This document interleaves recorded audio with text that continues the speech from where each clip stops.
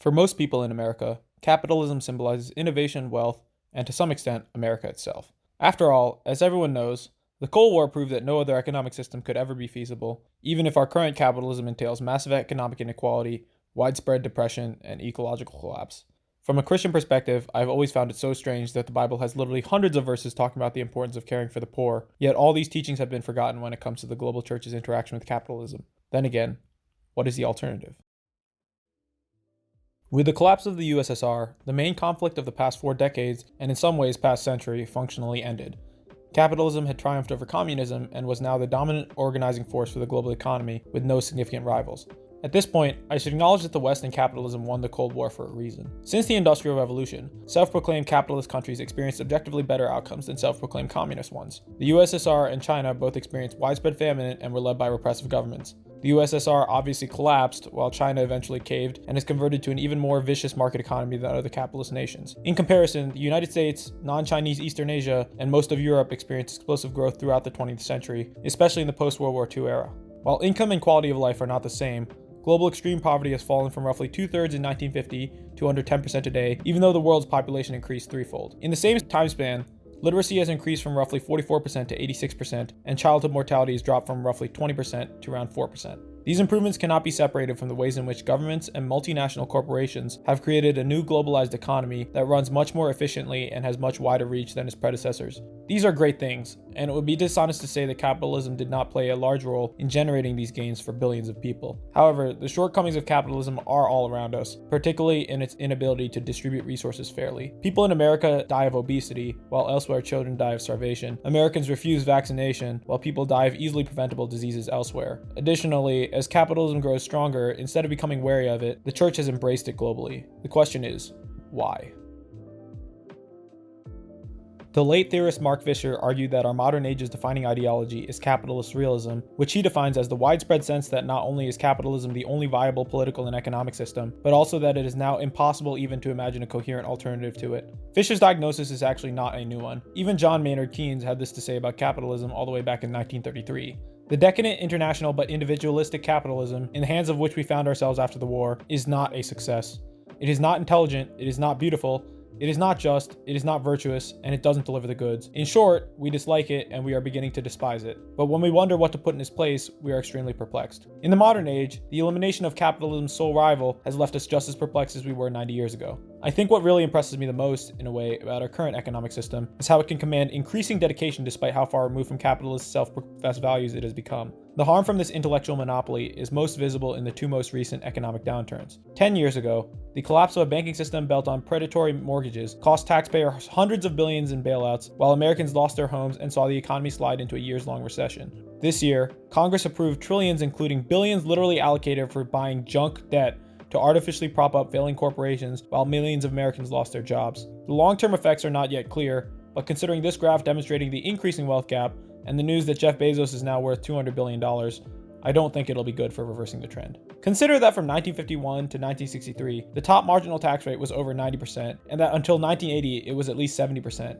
Today, it is 37%. As capitalism has progressed, it has deviated from free market principles and collapsed into a funnel generating massive amounts of production, but allocating it all to people who already have more than enough. The expectation would be that the church, given what Jesus says about the poor and the rich, would resist the urge to accumulate. However, the post-World War II Protestant church has actually been one of capitalism's strongest advocates. In its modern form, capitalism has serious consequences that are obviously sinful, yet many in the church continue to praise it uncritically or deny that other ways of economic organization are possible.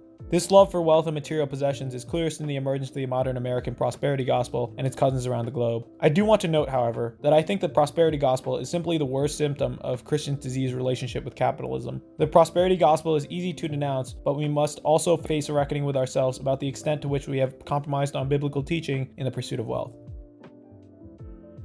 Greed is a sin as old as time, but there are clearly some ways in which our love for money has deformed the church that are unique to a world ruled by capitalist realism. In my experience in Christian circles, fellow Christians tend to see the prosperity gospel as something that came from nowhere, or is just a product of human greed, without considering how larger structures played a role in its development. Looking at the emergence of the prosperity gospel and its close ties to American capitalism will reveal just how important it is to understand our modern capitalist realism in order to understand the emergence of the prosperity gospel. In an insightful article in the New Republic, Elizabeth Bruenig traces out how, as the middle of the 20th century approached, spiritual mobilization circulated literature touting the righteousness of the libertarian Christian gospel, and in 1951 decided to host a series of events celebrating the newly minted notion of freedom under God. A turn of phrase coined by Fifield himself, the rhetoric was a hit, and private companies voraciously reproduced it. The Utah Power and Light Company, among others, printed ads and funded festivities to advance the notion that Christian deference to industry is a vital part of the American way. This stew of supply-side economics, small government, hardcore US patriotism, and Christian rhetoric was entirely novel and smashingly effective. When we look back now on the McCarthy era and find Christian verses interwoven with tirades against communism, this is the carefully engineered blend we are revisiting.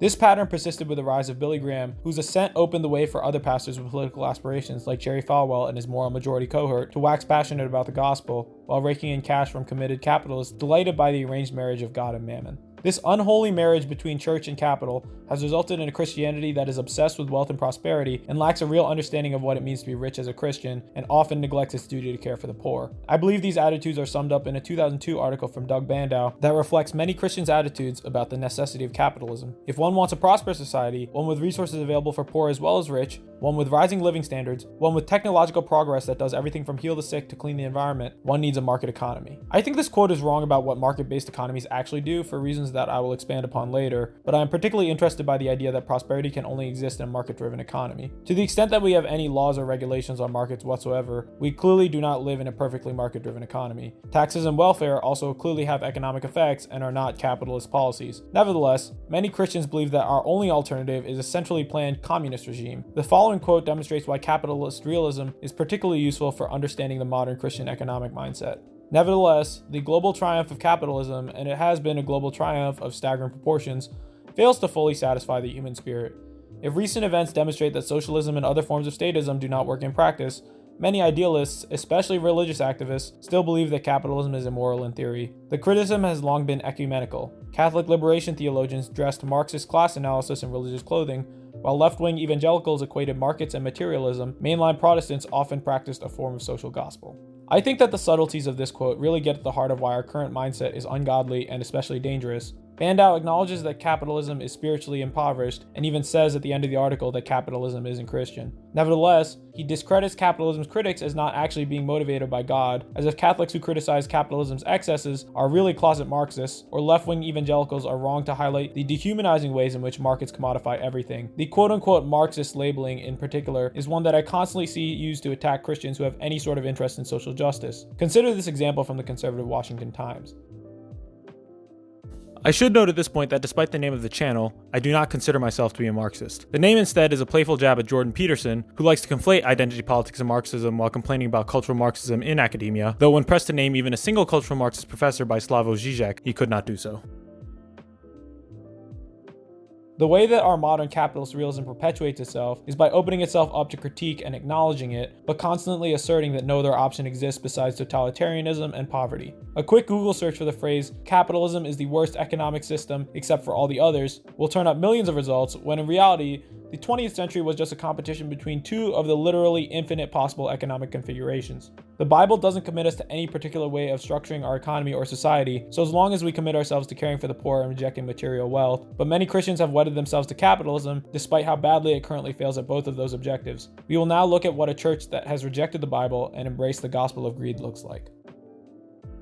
The church, as long as it has had power, has had serious issues with greed. The division of our church into denominations was largely over the Catholic Church's abuse of indulgences, and a toxic mixture of anti-blackness and desire for money led many Christians to actively participate in and promote the transatlantic slave trade. I want to look at how that legacy has persisted in the modern day. Specifically, consider that Jesse Duplantis, Kenneth Copeland, Mike Murdoch, and Creflo Dollar have all purchased private jets using the money sourced from their congregation. Mike Murdoch actually instructs his congregants to be happy for his decision to spend millions on a private airplane. I had enough money to buy a beautiful Cessna Citation jet, cash. And since there's so much jealousy in this room tonight that I can feel over this, a few weeks later, I bought another one worth 3 times what that one was. Cash. Act happy over my blessing, folks. This level of excess is only permissible in a nation where people have completely lost touch with their Bibles and instead believe that markets should be entirely free and that people should be able to buy whatever they want so long as they have the capital to do so, regardless of how they got that capital. I argue that the following Bible verses automatically indict these pastors' purchases due to their leadership role within the church, regardless of whether a Christian could possibly ethically own a private jet. Appoint elders in every town as I directed you. If anyone is above reproach, the husband of one wife, and his children are believers and not open to the charge of debauchery or insubordination. For an overseer, as God's steward, must be above reproach. Therefore, an overseer must be above reproach, the husband of one wife, sober-minded, self-controlled, respectable, hospitable, able to teach, not a drunkard, not violent but gentle, not quarrelsome, not a lover of money. At the point where more than 30 million people have seen these men lust after the wealth of this world on YouTube alone, bringing shame on the name of the gospel and condemnation on the church, their purchases have clearly opened them to reproach. Additionally, they knowingly prey on congregants that have run up debt and actively encourage them to accumulate more. This practice is also a clear violation of biblical teaching on engagement with the poor. Do not rob the poor because he is poor, or crush the afflicted at the gate, for the Lord will plead their cause and rob of life those who rob them. This is an issue of massive impact. Millions of dollars have been wasted exclusively on lavish spending on private jets for these four men.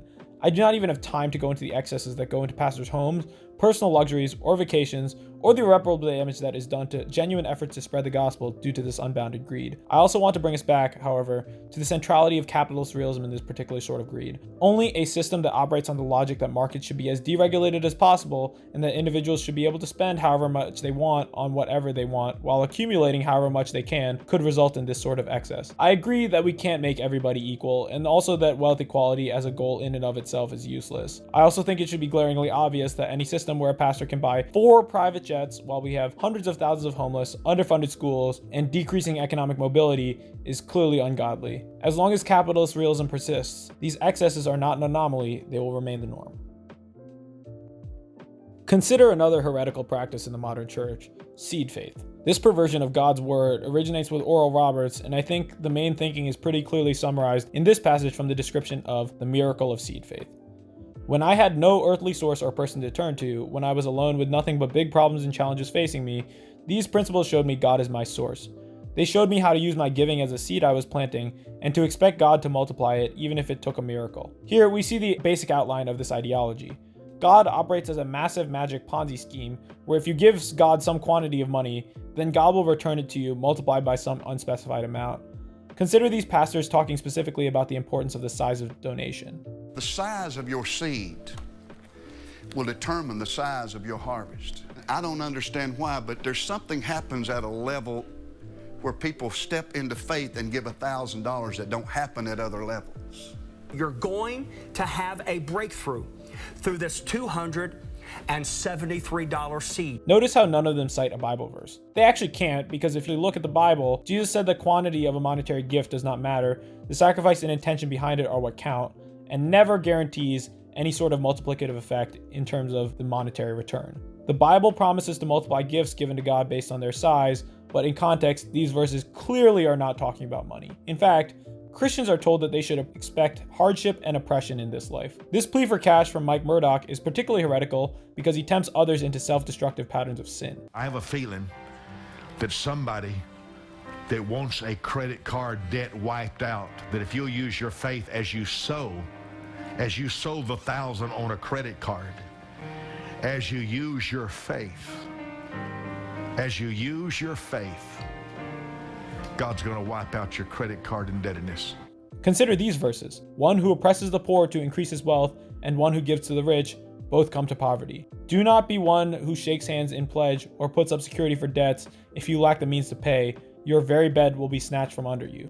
As a result, Mike Murdoch brings his followers to poverty as outlined in Proverbs 22:16 by using their funds to purchase a multi-million-dollar home and private jets, while also directly encouraging them to violate biblical wisdom about debt in Proverbs 22:26 through 27. These specific patterns of sin and greed are also not just human nature. I want to highlight the material nature of the demands that these people make. They speak about material possessions and tempt their followers with promises of material wealth because being rich and making profit are associated with virtuosity in our modern capitalist economy. These specific calls to their followers are only effective because the greater system that we live in encourages this sort of predatory behavior. The followers who donate millions of dollars towards the prosperity gospel do not consider that perhaps God could fix economic problems on a more structural level, or that they might be better off with spiritual richness because they have bought into the idea that wealth consists of possessions.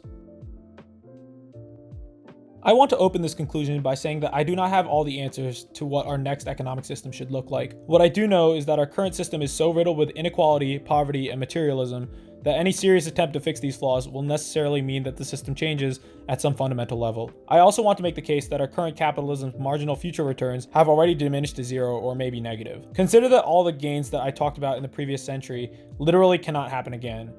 In a way, capitalism was too good at its job in globalizing the world because we can only increase literacy another 14%, reduce global extreme poverty another 10%, reduce child mortality another 4%.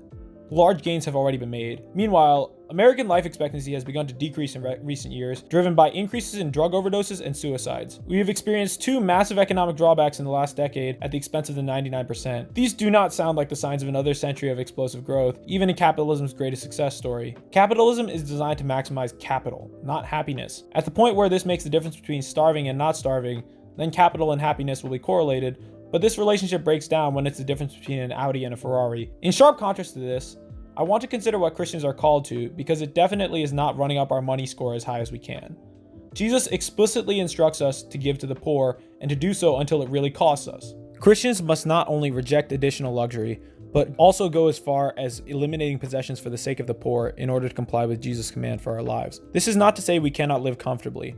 David was a king and a man after God's own heart. Daniel served in a royal court, and Joseph of Arimathea's lavish spending on Jesus' burial was a fulfillment of prophecy. Nevertheless, God commands us to live our lives in a way defined by generosity to the poor. This command is thus clearly incompatible with the fundamental driving force behind capitalism, both for corporations and individuals. The very inclusion of capital in the term capitalism makes clear that as long as we live under its logic, society's first and foremost priority will be to selfishly accumulate. The fundamental assumption of much of economic theory is that you assume agents are self-interested and rational. Giving away your wealth is a fundamental denial of that assumption. You need to consider others and stand to gain nothing yourself. Similarly, on a political level, Christians must feel compelled to fight for policies that take care of the poor, even at their own expense. It makes no sense that God's injunction would only apply to the personal actions that Christians can take. We are obligated to care for the poor unconditionally. The true conflict between capitalism and Christianity is that capitalism cannot concern itself with anything beyond this world, whereas Christianity is explicitly focused on what lies beyond. How many economics papers have you seen with agents who have utility functions that account for their post-life gain infinitely more than anything in this life? That our hearts should be set on the forever after is abundantly clear in the fact that Jesus calls us to an unfailing treasure in heaven and to reject the material pleasures of this world. However, it is precisely this tension that gives me so much hope for Christianity. We as Christians have an opportunity to reject the emptiness of the world's current mindset and present a new vision for the world that affirms the value of life and others above the self. Our past century's capitalism has brought billions of people to the point where they can consider how they will live tomorrow rather than if they will live tomorrow. Nevertheless,